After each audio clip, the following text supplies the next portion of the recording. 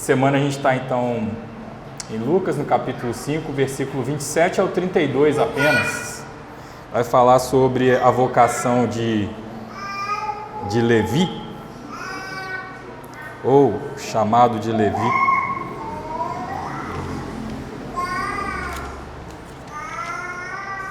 Lucas 5, versículo 27 ao 32.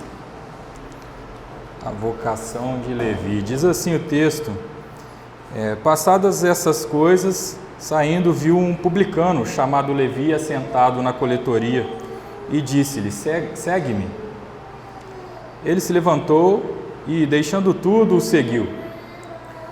Então lhe ofereceu Levi um grande banquete em sua casa, e numerosos publicanos e outros estavam com eles à mesa. Os fariseus e os escribas murmuravam contra os discípulos de Jesus, perguntando: por que comeis e bebeis com os publicanos e pecadores? Respondeu-lhes Jesus: os sãos não precisam de médico, e sim os doentes. Não vim chamar os justos, e sim pecadores ao arrependimento. Oremos, meus irmãos. Senhor Deus, Pai, que momento oportuno, mais uma vez, de podermos meditarmos juntos aqui a sua igreja, na sua palavra. Pedimos que nada que aconteça aqui, Senhor, neste culto seja em vão. Também esse momento de pregação da tua palavra. Ajuda o teu povo, Senhor, nessa noite, falando com ele e transformando os nossos corações, convertendo-nos a Jesus Cristo. Abra, Senhor, nossos ouvidos para que possamos ouvir aquilo que o Senhor tem a nos dizer. E ajuda-me, Senhor, ajuda-me a nutrir o teu povo e a mim mesmo, que eu te peço para o benefício de Jesus Cristo e também o nosso. Amém. Amém. Bom, meus irmãos, mantenha sua Bíblia aberta aí, porque nós vamos estar meditando nesse texto.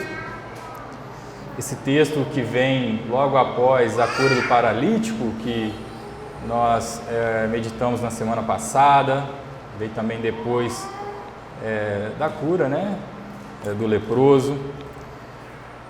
Depois de tudo isso, após essas coisas, como nós lemos aqui no versículo 27, essas coisas o quê? Essas curas, né? Jesus ele saiu de onde ele estava ensinando. E quando ele saiu, ele foi seguido por diversas pessoas, uma multidão estava ali seguindo ele em fascínio, né? Em admiração por tudo que ele estava fazendo, tudo que ele estava falando. E foi nesse momento que Jesus, ele tinha um compromisso divino que ele precisava cumprir ali. O texto vai nos dizer que ele olhou, algumas traduções vai dizer que ele percebeu Levi, né? Percebeu no sentido de olhar fixamente. Ele olhou fixamente para um cobrador de impostos chamado Levi, que estava ali na coletoria, na sua bancada.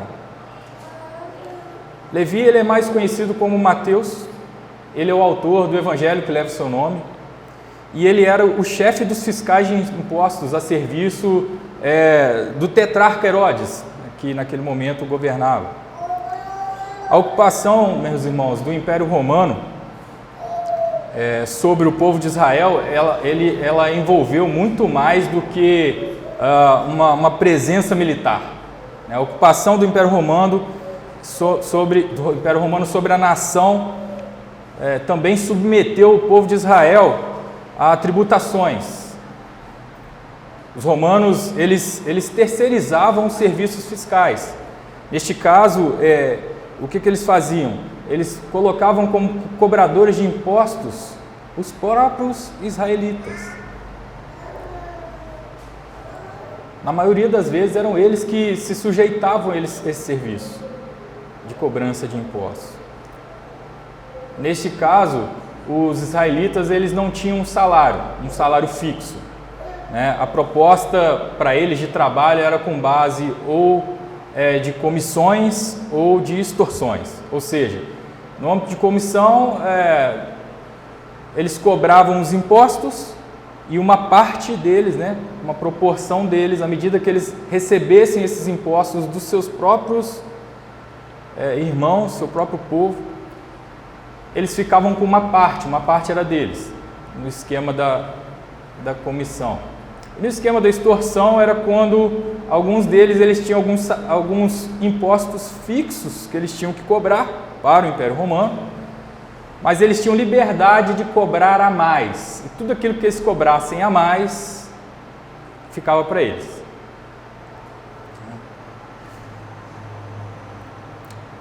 O evangelista Lucas ele vai mencionar um outro publicano em seus escritos, que é Zaqueu, né? Que acabou confessando esse esquema que eu disse aqui, quando ele disse, depois que ele se arrependeu e creu em Jesus Cristo, ele disse que restituiria 4 vezes mais a quem ele tivesse defraudado. Ali nós temos uma evidência desse esquema. E os publicanos, eles cobravam todo tipo de impostos, imposto sobre a renda, imposto sobre a terra, era cerca de 10% dos grãos da terra que a terra dava, que agora era de Roma, dos romanos, 20% daquilo que era do vinho e da fruta, eles tinham que oferecer àqueles agricultores. Eles também cobravam impostos sobre o transporte de mercadorias que aconteciam nas estradas e também nas pontes. Enfim, qualquer coisa que a mente gananciosa pudesse cobrar impostos, estava ali um publicano, né? Exigindo. E assim, para piorar, esses cobradores de impostos, meus irmãos, eles também tinham capangas, né? Para quê? Para intimidar as pessoas a pagarem, né? E também para agredir fisicamente aqueles que se opusessem, aqueles que se negassem a pagar os impostos que eram cobrados. Então, a função de um coletor de impostos fazia de Mateus um dos homens mais odiados e mais desprezados em Israel. Os publicanos, de uma forma geral, eles eram considerados a escória do povo, o lixo do povo, da sociedade judaica. Eles simbolizavam traidores da nação de Israel, traidores do povo eleito de Deus. Enfim, eles eram pessoas, né, que eram inescrupulosas, né, eram traidores. Por isso que a ideia de Jesus, ele salvar um publicano, chamá-lo para ser seu seguidor, um discípulo, e depois ainda ser escolhido entre um dos 12 apóstolos, é por isso que isso era totalmente inconcebível ali para fariseus e escribas, e é até razoável, né? Os publicanos, eles eram de fato assim, homens imorais. Eles não tinham nenhuma credibilidade, né, pelo mal que eles faziam aos seus próprios concidadãos. E por isso eles foram até mesmo impedidos de entrarem nas sinagogas. Aqueles que aceitavam a função de publicanos, eles eram até mesmo proibidos de participarem, de prestar qualquer tipo de depoimento, por exemplo, num tribunal judaico, porque eles eram considerados mentirosos, né? Só que, meus irmãos, Deus vê aquilo que ninguém vê. Deus é aquele que, como a Escritura diz, Ele vê aquela oração que nós fazemos no secreto. Deus é aquele que vê quando a gente entra nos nossos aposentos e não tem mais ninguém assim, a gente chora, né? E aí, Jesus Cristo, que é Deus, ele sem se deixar abalar pelo status negativo, né, que Mateus ele tinha na sociedade judaica, Jesus ele parou em seu estande de cobranças e disse para ele: siga-me. Contrariando todas as expectativas. Isso porque o Senhor, ele sabia o que se passava no coração daquele homem. A fala de Jesus Cristo, que veio para chamar os pecadores e não justos, né, mostra que havia disposição no coração de Mateus para se arrepender. E Jesus sabia, ele enxergava isso. Talvez Jesus, ele ao olhar para Mateus, ele tenha visto infelicidade. Talvez ele tenha visto a miséria da sua alma, ali realizando aquela atividade há anos. Talvez ele viu no coração de Mateus que ele estava angustiado e até mesmo sobrecarregado com seu próprio pecado e a repúdia de toda a sua nação. Talvez ele tenha visto no coração de Mateus sede e fome por justiça. Não sei. Mas fica claro aqui, meus irmãos, que havia naquele traidor o desejo por uma chance que os líderes judeus nunca haviam dado para ele. Nunca tinham oferecido a ele. Havia o desejo por uma chance de se arrepender e de recomeçar de outra forma, então, ser aceito por Deus e aceito pelo seu povo de novo. E Jesus Cristo viu isso. E quanto ao próprio Mateus, nós podemos concluir que, sem dúvida, ele já sabia acerca de Jesus. Ele já suspeitava que Jesus era mais do que um grande profeta enviado por Deus. Primeiro, por causa de todos os feitos, que o Senhor tinha realizado em Cafarnaum, a sua pregação poderosa, os seus milagres. Isso tudo já havia se espalhado. Em segundo lugar, porque a resposta de Mateus foi imediata ao seu chamado. Ele largou tudo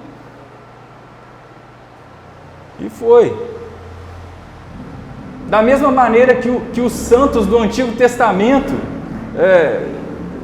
faziam e pensavam, Mateus ele também sabia que ele era um pecador e que a sua única chance, a sua única esperança de perdão, ela estava então na misericórdia de Deus. Jesus então o perdoou, o chamou para ser um discípulo e mais tarde para ser um dos apóstolos, baseado em uma única coisa: seu coração arrependido. O texto vai dizer que ele deixou tudo para trás, que nós lemos aqui, levantou-se e começou a seguir Jesus. E isso autenticou então o seu desejo de justiça, de se tornar justo, e o seu desejo por salvação. A mudança de vida dele ela foi milagrosa. Aos poucos, aquele duro cobrador de impostos, ele tornou-se um homem humilde. E a gente percebe isso, por quê? Porque não tem muitos registros no seu próprio evangelho em que ele fala de si mesmo. A não ser o episódio que nós lemos aqui de Lucas, ele também relata, que ele foi chamado e o momento que ele foi chamado, escolhido para ser um dos 12. E essa omissão em fazer qualquer referência acerca de si mesmo mostra que ele era uma pessoa humilde. Com certeza ele viveu mais coisas ao lado do Senhor, mas ele não quis ali ficar fazendo do seu evangelho uma autobiografia. A perícope desse texto, eu conversava com um pastor durante a semana, eu falei, ela é tão pequena, que se fosse pelo tamanho não dava nem para montar um sermão aqui. Mas é claro, meus irmãos, é claro que apesar de ser pequena, Deus, Jesus, Ele tem algo sim a nos ensinar aqui, nesta noite, com esse texto. E talvez a primeira coisa que nós podemos trazer para as nossas vidas, ou seja, até tenha pensado aí.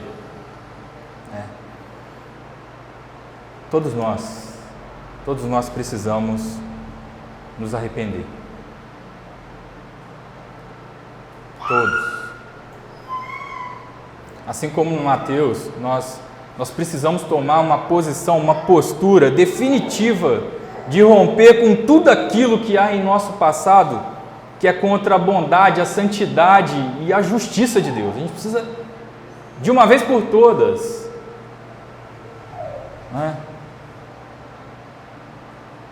E a partir daí, então, nós podemos começar a experimentar novas aspirações, novos afetos, novas vontades, uma nova mentalidade ali regida pelo Espírito Santo de Deus. Mateus, meus irmãos, ele não perdeu só um cargo, né, uma carreira. Ele perdeu o seu paga-pão ilícito e cômodo ali, né?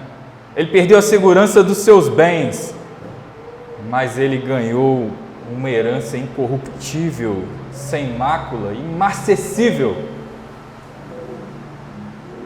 reservada nos céus para aqueles que creem, como está escrito em 1 Pedro. As suas decisões, meus irmãos, o seu comportamento, os seus desejos, os seus prazeres mostram onde vocês têm acumulado seus tesouros, porque onde estiver o seu tesouro, aí estará o seu coração.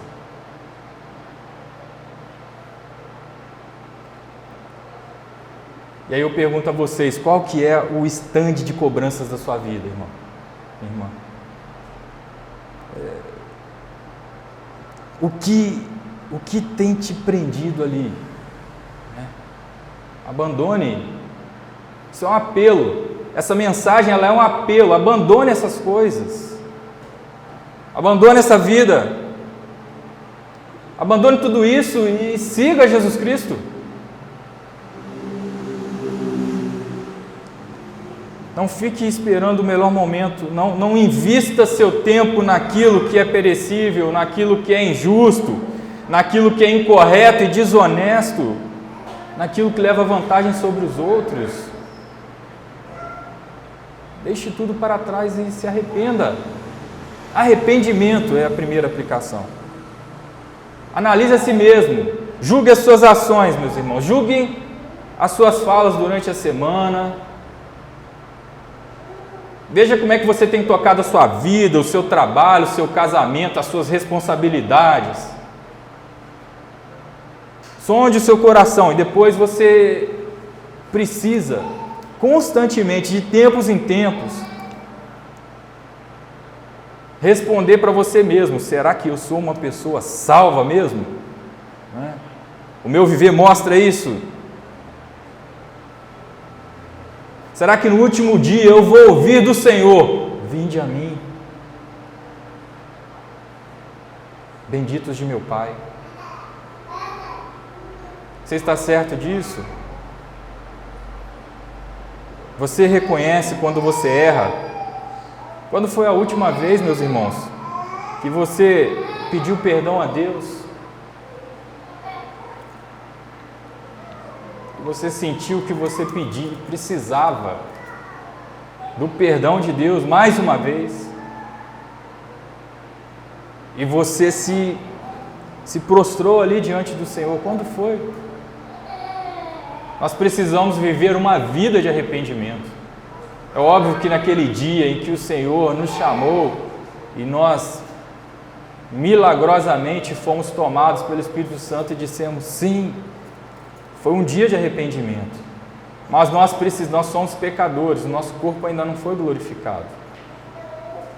Nós erramos. Nós precisamos reconhecer constantemente, então nos arrependermos diante de Deus. O texto vai continuar aí no verso 29 e dizer que Levi ele ofereceu um grande banquete, uma festa, né, na sua casa, e que ele recebeu numerosos publicanos e outros. Algumas traduções vai dizer uma multidão de publicanos e outros pecadores. Mateus vai dizer isso no mesmo texto.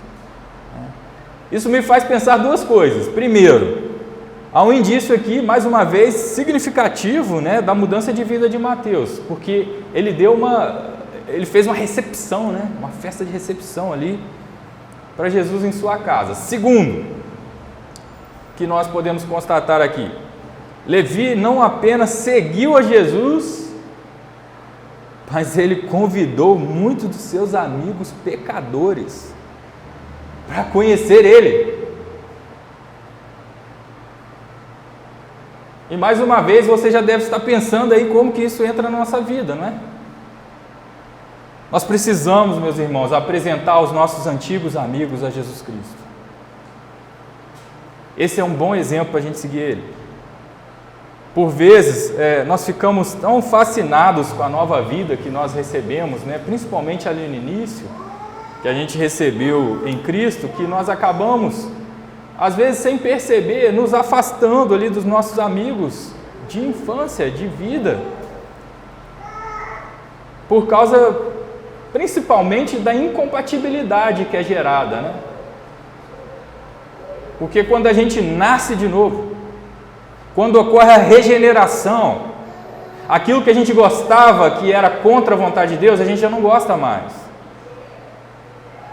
Aquilo que a gente não gostava, que era dentro dos preceitos de Deus, a gente passa a amar e adorar isso. É maravilhoso essa transformação. E de fato, então, não é simples, né? Porque a nossa conversa muda, os nossos valores mudam, a nossa mente muda. Mas isso não significa que a gente tem que riscar os nossos amigos, né? Do mapa. Aqueles que não creram em Jesus são considerados por Jesus doentes. É justamente para eles que a gente leu aqui que ele veio, não para os sãos.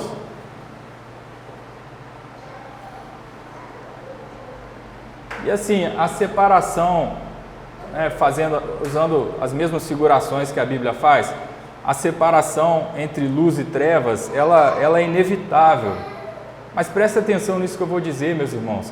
A santificação no nosso caráter, ela não deve gerar em nós um desejo da gente se afastar daqueles que ainda estão doentes. A nossa santidade, ela deve, na verdade, gerar em nós um desejo, um anseio de resplandecer a luz que agora habita em nós. Sobre os nossos amigos, aqueles que ainda não creram, os nossos familiares.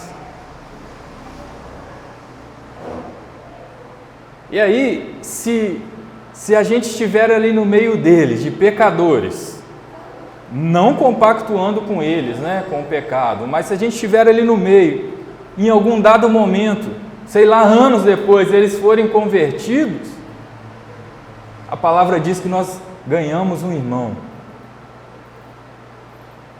para a vida eterna. Mas se eles não se converterem, como luz e trevas, elas se separam, né?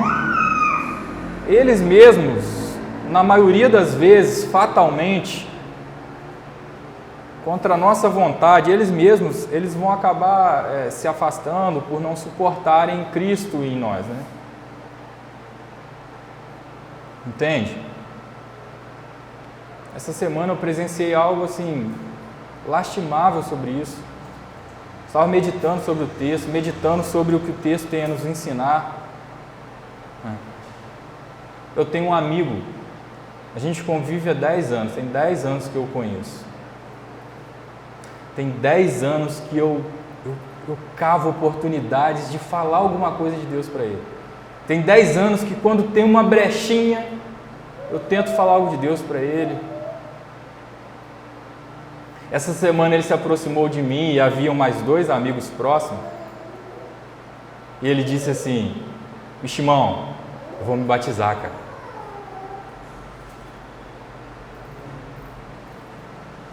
E assim, eu fiquei em estado de choque, porque a gente já vem conversando, mas eu não sei se Deus está trabalhando no coração dele. Ele fica ouvindo, às vezes ele se simpatiza, mas isso tem, né?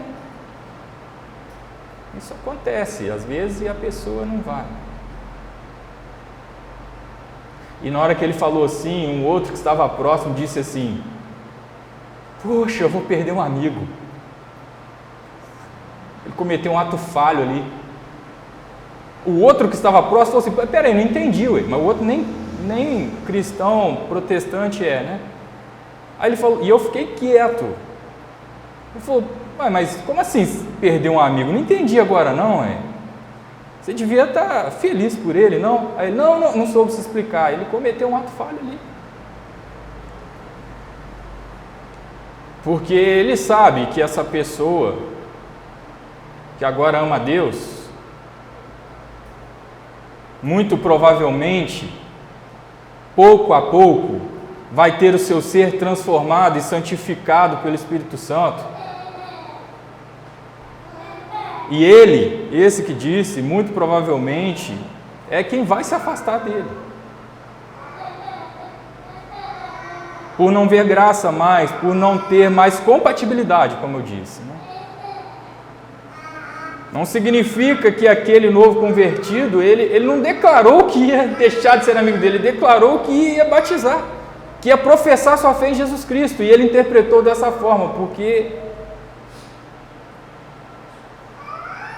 a escuridão, ela não suporta a luz, a não ser que ela seja totalmente tomada pela luz. E eu espero que isso aconteça na vida desse outro amigo também.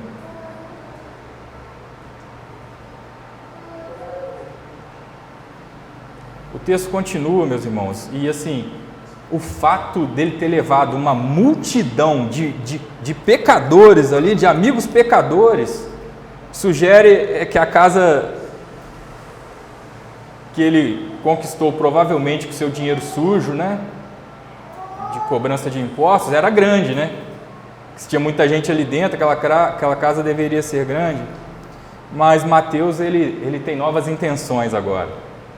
Mateus, tendo experimentado a alegria de ter seus pecados perdoados, a alegria de ter seu coração transformado, ele queria apresentar agora o seu Salvador para todos os seus amigos. O novo Mateus, ele estava com este evento na sua casa, né? Ele estava comemorando o fim da sua velha vida e o início de uma nova vida que ele havia recebido em Deus. Mas não somente isso, ele proporcionou um esforço evangelístico tremendo, meus irmãos, ao receber Jesus ali como seu convidado de honra na sua casa. E esta deve ter sido uma cena, sem dúvida, assim, impressionante para quem estava ali. Jesus e um monte de cobradores de impostos, um monte de charlatões, um monte de salteadores, prostitutas, imorais. E ele estava ali pregando a verdade, a necessidade que cada um deles tinha de se arrepender e de se converter de sua rebeldia ali e desobediência a Deus. Esse é o nosso papel, meus irmãos. É isso que nós devemos fazer. Nós devemos convidar as pessoas ao arrependimento. Não é simplesmente convidar para a nossa igreja. Nós precisamos pregar para as pessoas antes de chamar elas para vir aqui na Redenção, na João Pinheiro aqui. Se o chamado de Jesus para segui-lo é uma ordem ao arrependimento, então nosso convite como igreja deve ser o mesmo.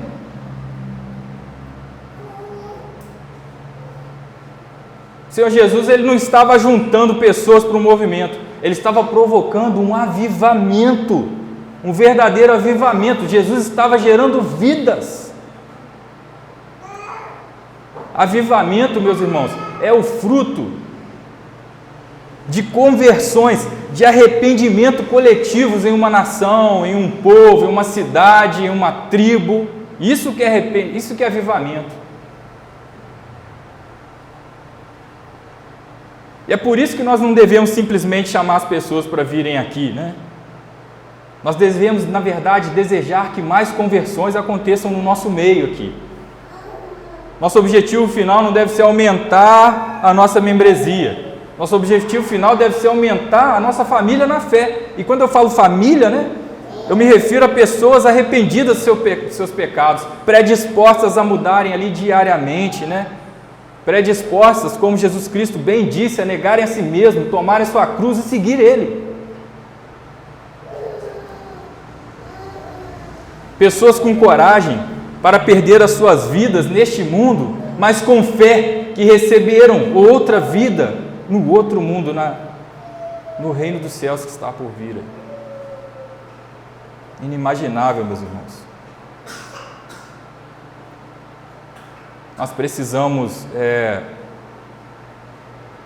imprimir nossos esforços para a gente aprender mais sobre o Evangelho de Jesus Cristo que nos salvou. A gente deve se esforçar mais para aprender a palavra de Deus, para que a gente possa pregar para os nossos amigos que ainda estão perdidos essa mensagem de arrependimento. Você não precisa se tornar um mestre como o nosso pastor Willy né? Mas você pode a cada dia ser um proclamador do Evangelho melhor do que você foi ontem. Dedique-se à palavra, dedique-se ao estudo da palavra, medite na palavra. E a história continua então. O verso 30 vai mostrar fariseus e escribas mordidos ali. Só que os decretos de Deus, meus irmãos, o pacto entre a Trindade, desde a fundação do mundo para salvar pecadores que se arrependessem, tudo isso deixou os fariseus e escribas indignados. Estavam tentando embaçar o plano de Deus ali, como se isso pudesse ser possível, né? Fosse possível.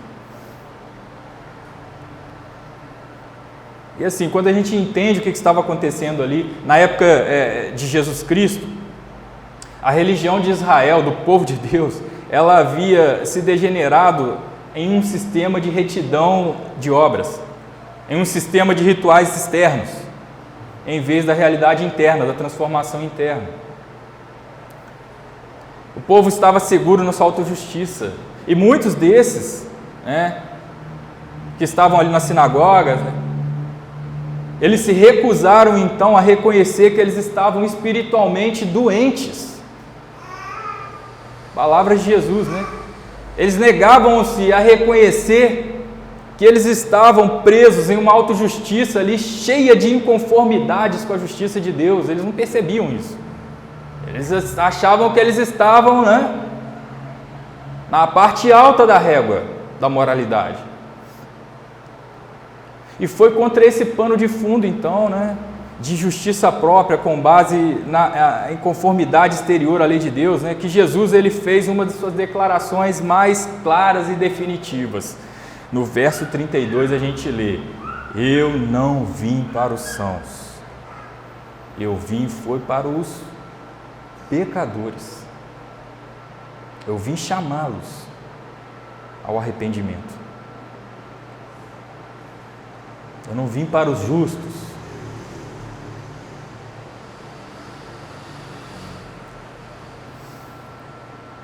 E essa declaração, ela vai então, ao final de tudo, expressar a singularidade essencial ali do cristianismo e também vai resumir a sua missão. Essa declaração de Jesus Cristo resume todo o esquema glorioso de salvação, que é que Deus ele veio ao mundo em Jesus Cristo para salvar pecadores que se arrependessem.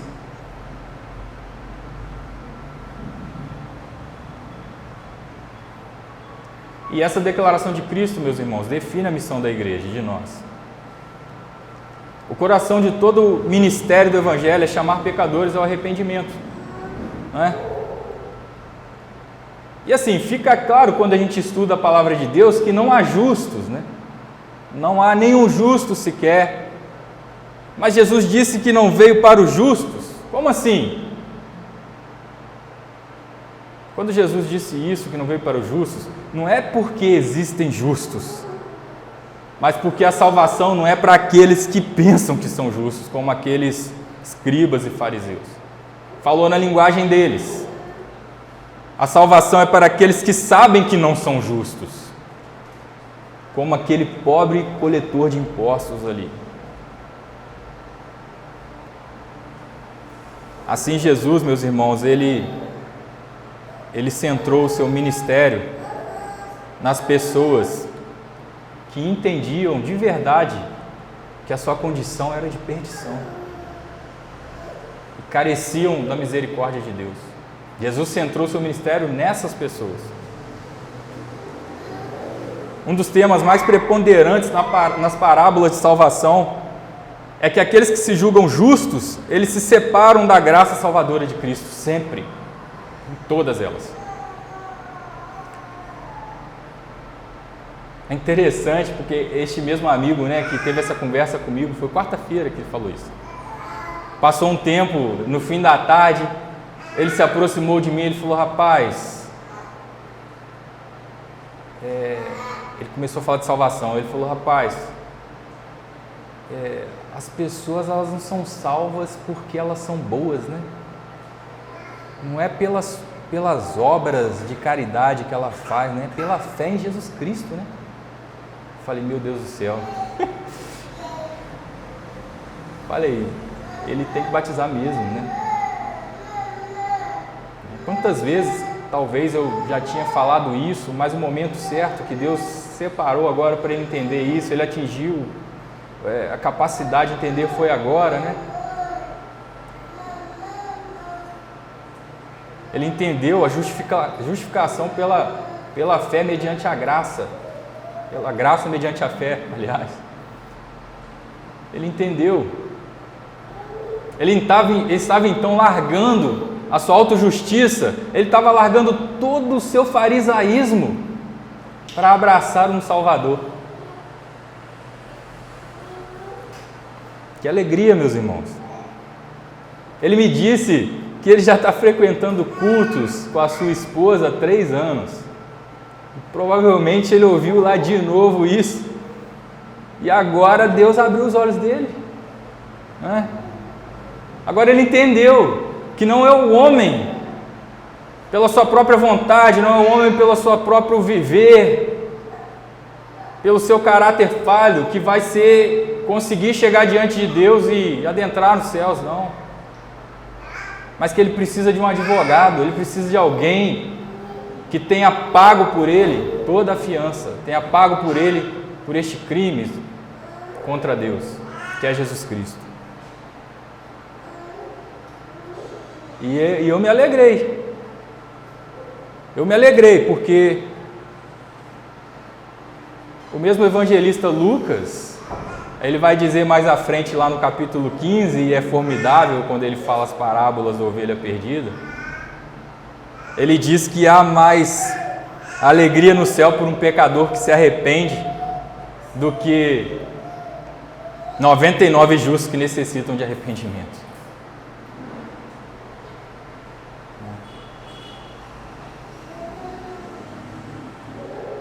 Eu encerro, meus irmãos, assim, eu espero de verdade que nenhum de nós esteja enganado ali, envolvido com as coisas de Deus, mas tão longe de Deus, por não se perceberem como pecadores e por isso não se arrependerem. Eu espero que nenhum de nós seja enganado com isso.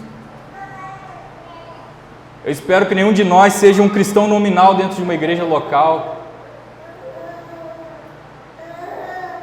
Que tragédia, irmãos! Que tragédia é perecer no inferno, tendo no hall de membros de uma igreja o seu nome.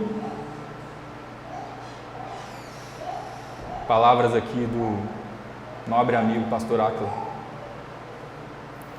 Pior do que isso, meus irmãos, é se privar de certas coisas neste mundo, parecer uma pessoa religiosa, sentar-se perto das coisas de Deus, mas viver uma vida ímpia, sem arrependimento e sem salvação.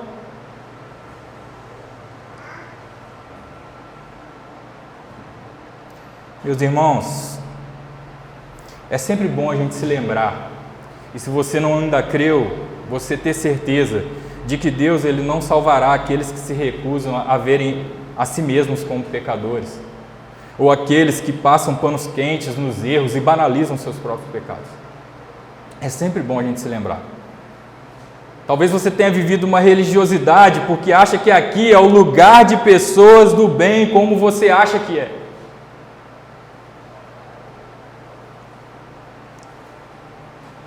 Se você tem vivido esse farisaísmo há anos dentro de uma igreja e está percebendo esse convite só agora, e está percebendo que nunca se arrependeu do ser medíocre que você é, ao confiar em si mesmo,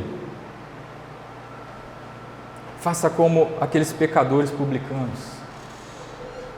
Reconheça que você precisa de um Salvador e adore a Jesus Cristo, irmão.